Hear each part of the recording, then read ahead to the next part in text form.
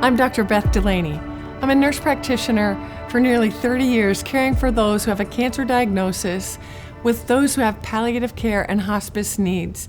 And I'd like to tell you about a time when my professional life came full force with my personal life, and so this is how it started.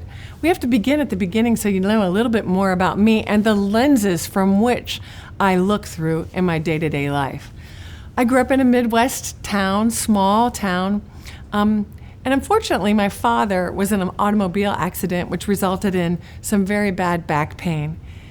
At the time, they provided him medications to help with the back pain. Unfortunately, the medications didn't help as much as he could like to reduce the discomfort. He then started to use alcohol as an intervention to help him feel better. Eventually, the alcohol led to substance use disorder, which unfortunately led to him eventually taking his life. That was a really hard time.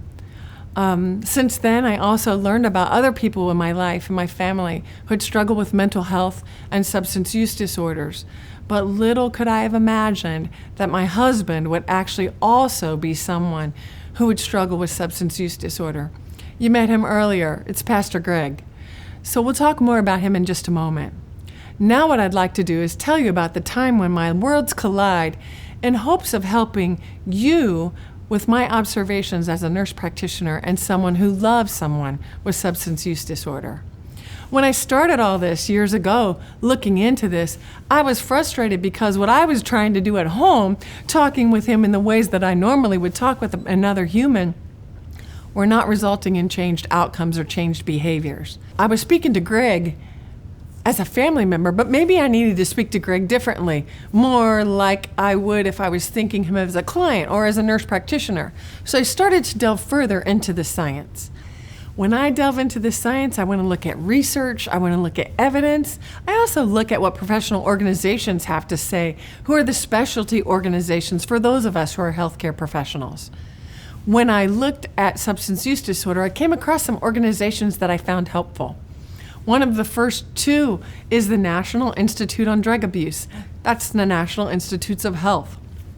The National Institutes of Health and the National Institute of Drug Abuse define addiction as a chronic, relapsing disorder characterized by compulsive drug seeking and use despite adverse consequences. And boy, our family had experienced those adverse consequences for sure. So that definition definitely resonated with me. Another organization, which is a professional organization as well, and a national group called the American Society of Addiction Medicine, defined addiction as a treatable chronic medical condition. It involves complex interactions among brain circuits, genetics, the environment, and an individual's experiences. Chronic medical disease. Now that's language that I understood as a nurse practitioner. Diabetes, hypertension, cancer, all of those things made sense to me, and cancer actually itself is changing into a more chronic disease model. So why couldn't we apply not only a chronic disease model, but also something that I thought about before and observed in my career taking care of those with cancer, and that's a holistic approach, body, mind, and spirit.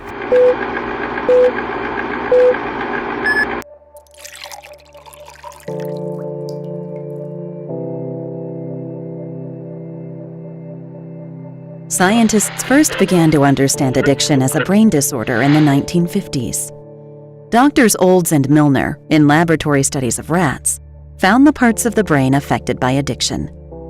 But then in 1994, Doctors Volkov and Shelbert, top neuroscientists, ran CAT scans of the brain that showed the effects of substance use disorders. Like other diseases, these scans showed it affected tissue function. There are two main parts of the brain affected by drug use: the limbic system and the cortex. The limbic system, located deep within the brain, is responsible for our basic survival instincts. So when you do essential things to stay alive, like eat, drink, find shelter, have sex, or care for your young, your brain reinforces behaviors that cause the release of dopamine from this region. That reward for surviving is also transmitted to the amygdala and hippocampus, which records a memory of that feeling, so we seek it again. This is our survival hardwiring. Addiction also affects this area up here in the prefrontal cortex, which is what separates us from other animals. This is where decision-making and impulse control live. When drugs or alcohol are used, they activate the same dopamine process in the survival center. And when use is repeated, that substance can hijack that part of the brain. This hijacker changes the brain and weakens this system to make it believe that the primary need for survival is the drug. In hijacking the brain, it can usurp those primary motivations: food, water, shelter, sex, and protecting our young. And the hijacker needs more and more of the substance to activate the same level of reward or feeling of pleasure, causing the brain tissue to become increasingly damaged with continued drug use.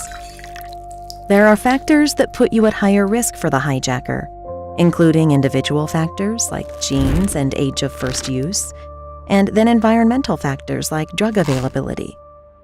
But if the hijacker takes hold, addiction is treatable. Advancements have been made in assessments, detox, treatment programs, recovery supports, and medications to treat addiction. Brain scans show that once in recovery, the tissue in the limbic system and cortex can get better. So, what did you think? Hijacker. That made total sense to me. Greg's brain was hijacked. That's why my normal communication methods weren't as effective. So, okay, I'm starting to gather some information that makes sense to me. Chronic medical condition. That starts to make sense to me. Why? Because when I think of what I first thought when Greg was suffering with substance use disorder, which was, okay, he's been diagnosed with alcoholism, he's gonna go to rehab, he's gonna be there 30 days, he's gonna get out, and he's gonna be fixed, and on with our lives we go. Well, that didn't actually go the way that I thought it was gonna go, and it turned into more of times when he was learning to get healthier, learning to get better, because again, the great news is people can get better. So the chronic medical condition where we make a plan that's holistic over time made a lot more sense to me versus an acute condition where he goes to rehab for 30 days and boom, it's over. So when I combine those thoughts with the holistic approach and think about substance use disorder, there could be 4 facets: biological, psychological, social, spiritual. All of those things made sense when you think about them being different parts of the person and different parts that we as healthcare providers needed to assess and to develop plans with and to work with our interdisciplinary team members as well as the significant others of the person who has substance use disorder. And I got to thinking, you know what, that might work better. And when I think about the audiences or the places that we were able to talk to and try to share with our observations of what we've learned, it started to resonate with more and more that both the world of science and the world of faith, all across the continuum, have much to offer those with substance use disorders. As I went further in my research, I discovered the Georgetown University National Center for Cultural Competence, and they have a quote that they published in 2018 that says, "Studies have shown that spirituality and religion can play a role in how an individual adult or child copes with being sick, how it may influence medical decisions that are made, and may have an impact on medical outcomes." And I thought, oh my goodness, that makes sense. And that's kind of healthcare provider language. What I learned was my new knowledge could now help me have a new response and new empathy to those who have a substance use disorder. I went further in my search looking for other models that I might apply to this situation as well. You were introduced to the recovery-oriented system of care. We're going to talk a little bit more about that and the combination of a holistic approach in the next section. Join me there.